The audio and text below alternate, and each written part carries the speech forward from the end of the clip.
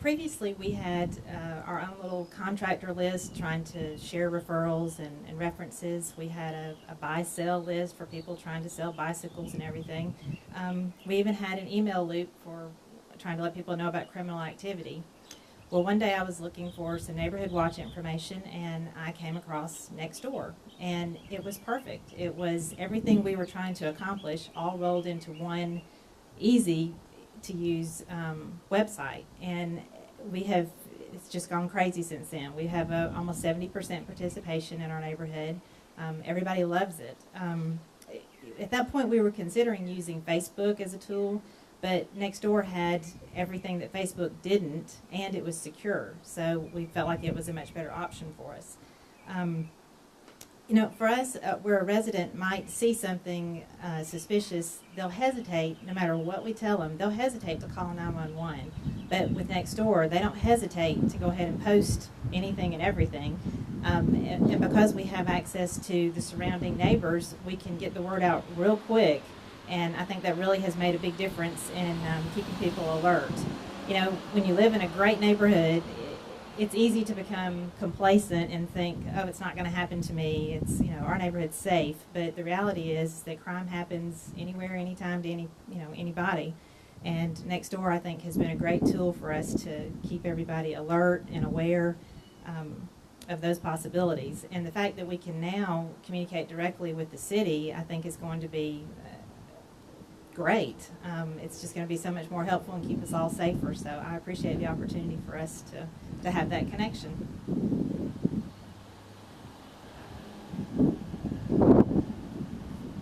Hello, I'm Summer Patterson. I live in the Garden District, and my experiences are very similar.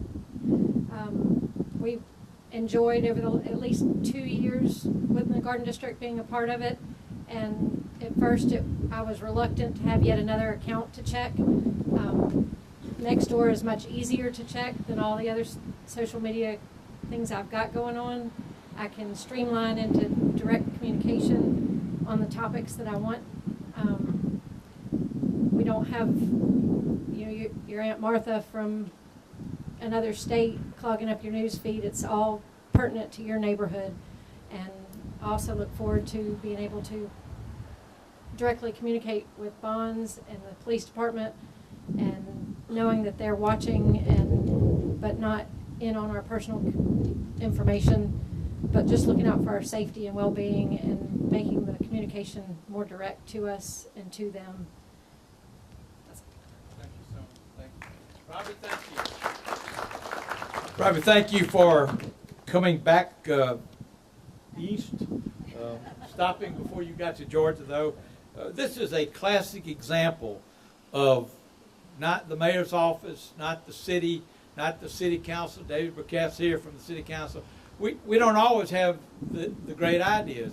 This is an idea that bubbled up from a neighborhood that we saw and that we think is really good, and we want to make that expansion and make it available to all of our other neighborhoods because it's working, and we're just appreciative of your comments this morning to show that it's in fact working. Keeping with the theme of technology, before I introduce Boyd Stevens, we had some announcements yesterday, and I've seen a little bit on the media. We moved into the 21st century on parking meters now. We're trying out on a test basis where you can't put the money in. You can put your credit card in. And someone came up to me today that said, God, I don't like those. You can't refeed the meter. Well, that's what it's all about. Parking meters is about moving people around, their turnover, so that they can do that. But we are doing a test, and we'll see how receptive this is. And again, it's but another example of a tech-savvy city. Boyd, if you could make your way up here, Boyd Stevens. I met Boyd probably maybe 3 years ago. This guy came wandering in my office. He had his satchel. He had his vest on in the middle of summertime, and I'm thinking he may be Johnny Appleseed. I don't know who this guy is. But Boyd started talking about some things, and he did, in fact, give me the book, The Citizenville, that has led us to some of the activities that we're doing and trying to have our city transparent and things like this. But Boyd, without office, has been doing a great work of networking and bringing people together. Our the transit system, had a new app scenario just recently that Kevin introduced, but Boyd is now going to tell us about what that next generation is and what he's up to and what he is doing to make Montgomery this tech-savvy city. Boyd? Thank you, Mayor. I formally met the mayor a little over, personally, about a year and a half ago, and at the time he was somewhat vacillating as to whether or not he was going to run. And I asked him to make sure that he did, because if he did not, he was going to miss out on being mayor through an exciting time here in the city. And I often joke with him, since he kept his end of the bargain, my team and I, we must keep our end. My granddaddy was a farmer, and let's just say his grandson begrudgingly farmed. And it's in that space of farming that you understand all the hard work goes in long before you see any of the crops breaking the soil. What you see today and what you've seen over the last few months here in the city is just the beginning of plants, technical plants, community building plants that are breaking the soil. One of the things that we're really excited about, and I just want to thank the mayor, thank Ms. Archie, Mr. Smith, and Mr. Miller with the Transit Authority. I'm known for lovingly being persistent. And it's in that space that we were persistent with the city about whether or not the buses had GPS systems. And in our inquiring, we were told that they weren't activated, but that an RFP was going out for a new fleet management system. Well, it was in that space where we got the developer community together since the RFP was going out, and we held a charrette. And the mayor and his staff, Mr. Miller and all, they were so accommodating that we got software developers from Gunner, software developers from the state, software developers throughout the greater river region. And we made our want or desire or wish list of what that software should look like in the space of open data. So if you're not familiar with the concept, it's really government 2.0. It's when data that is owned by the citizenry is made publicly available. And so we had our laundry list, had a charrette, and my goodness, they put all of the verbiage in the RFP. Well, we didn't hear anything up until this past January when they had the announcement. Well, as soon as I saw the announcement, the first thing I did was went to the manufacturer of the fleet management package to see if the API was indeed open. And boy, was it open.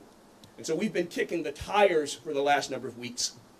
Well, as we were thinking about it, we begin to say, well, shucks, we're Montgomery, Alabama.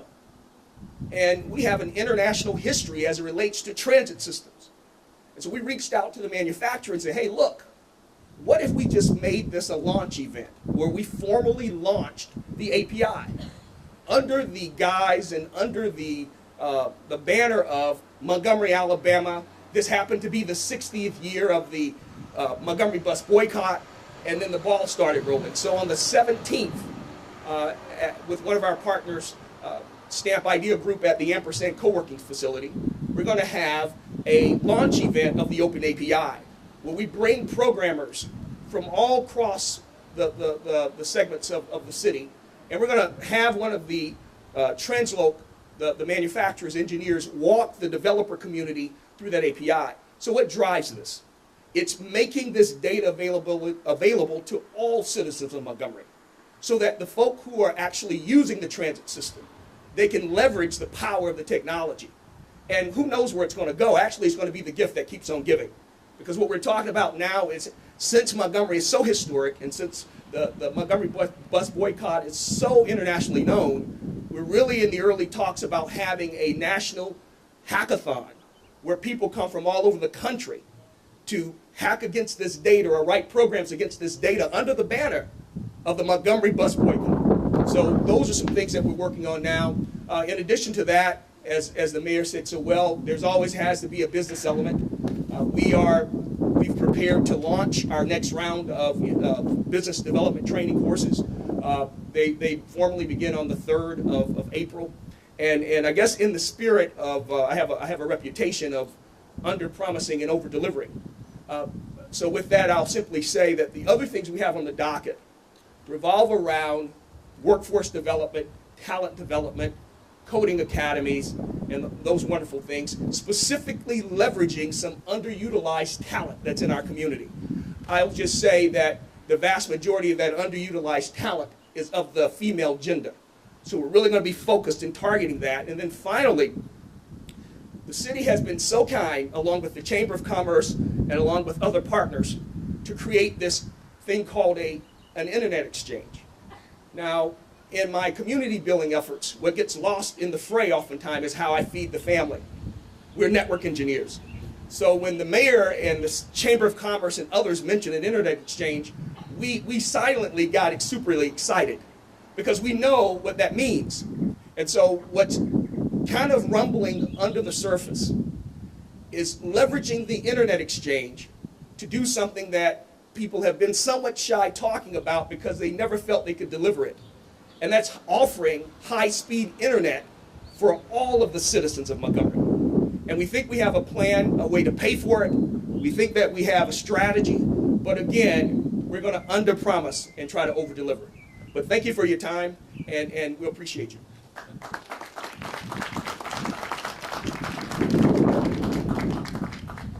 When I hear Steve Quast talk, General Quast, I get excited. When I hear Boyd Stevens talk, I get excited. And we want to hitch our wagon to that star because he is, along with all these others, except for Lou Alachi and I, these are all the millennials that are, oh, Chris.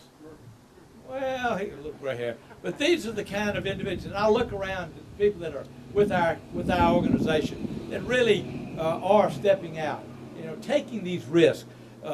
What we've tried to do is merely allow them to come with these good ideas, give them some resources, and get the heck out of the way and enjoy the fruits of the labor to be able to make these announcements. And Joe Green is not a millennial necessarily. He's a baby boomer, but he's been at the point of the spear on all of this cyber along the way. Adam, we appreciate the opportunity to be here. I know you are excited about these three houses. Did you want to close it up and make sure everybody understands you got a little refreshment inside? I want to say one last time, I want to say thank you to the mayor and his whole team for having us here today. From the mayor to Mac to Kim Wright, everybody's been incredibly generous to make things happen. So we want to present them with a gift. It's got a little backstory, I'll keep it short. How we met the Montgomery art deal was through this, there's a thief in the house, her name was Elisa Koch, caught her trying to steal some, I thought they were crab apples, I found out it's a persimmons tree. And then found out it's also a 125-year-old persimmons tree, and it's apparently the biggest persimmons you'll ever find. So we were able to secure a handful from all the folks. Actually, a lot of folks in the neighborhood. It was their tradition to come up and pick the persimmons tree. I didn't know anything about it. So we got with Bob Parker and Jamie Ray over at the rail yard, and some other amateur brewers in keeping with the beer garden that Johnny Veras is working with us on. And we want to give to the mayor and his team the first persimmons ale from this tree. Is this fermented? You got about a week. Oh, I got a week. Thank God. Patience, you know, like you said, it bears fruit. You know, like the farming analogy. Now, but how did you get this 1895? when this was built. That's that. tree. Yeah, whole tree. But literally, that's the persimmons from this tree, and we hope to make one of our startups a brewery in partnership with the stuff that's going on with the rail yard and Jamie Ray. So that's the very first bottle. Thank you, Alyssa, for painting that for us in short notice. Hope you enjoy it. Yeah, we got some coffee inside from Marketown. In here, if you need to go to the bathroom is in the middle house. It's available.